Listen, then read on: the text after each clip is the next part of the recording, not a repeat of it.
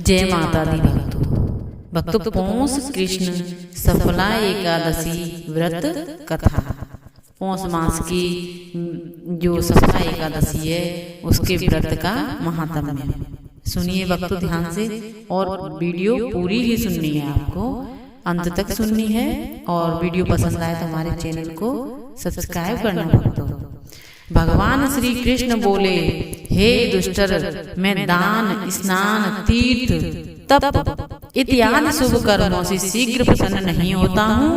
एकादशी व्रत करने वाला मुझे प्राणों के समान प्रिय लगता है।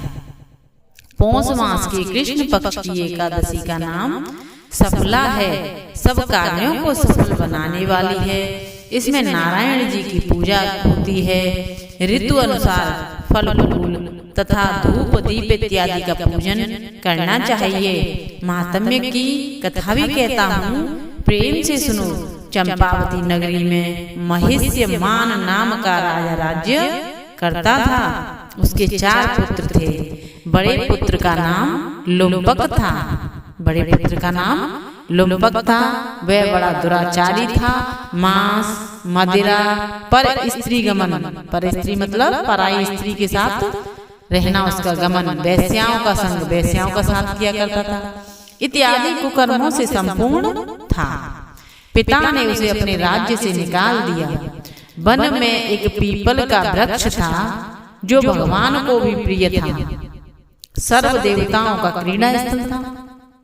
ऐसे पतित पावन वृक्ष के सहारे लुम्पक भी रहने लगा, परंतु फिर भी चाल टेढ़ी ही रही।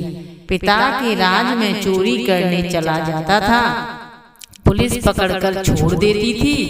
एक दिन पौष मास के कृष्ण पक्ष दशमी की रात्रि उसने लूट मार अत्याचार किया और पुलिस ने वस्त्र उतार कर वन को भेज दिया। बेचारा पीपल की शरण में आ गया।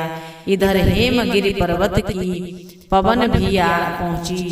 इधर हेमगिरी पर्वत की पवन यानी कि हवा भी चलने लगी।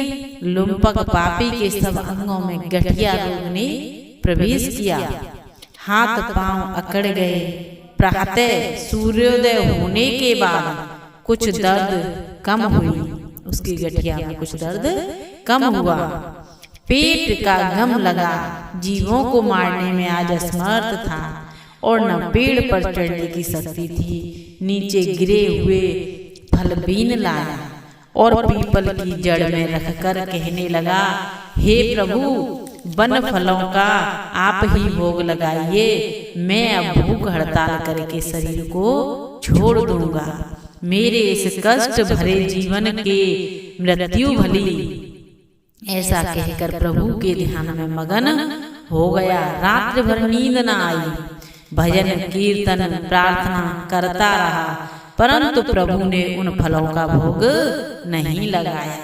प्रातः काल हुआ तो एक दिव्य अश्व आकाश से उतरकर उसके सामने प्रकट हुआ और आकाशवाणी द्वारा नारायण जी से कहने लगा, तुमने अनजान से सफला एकादशी का व्रत किया है।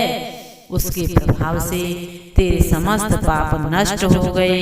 अग्नि को जानकर या अनजाने हाथ लगाने से हाथ जल जाते हैं। अग्नि को या तो हम जानते हैं तो हाथ लगाएंगे, छुएंगे तो हाथ जल जाएगा, और अनजाने में भी हाथ जल जाएगा।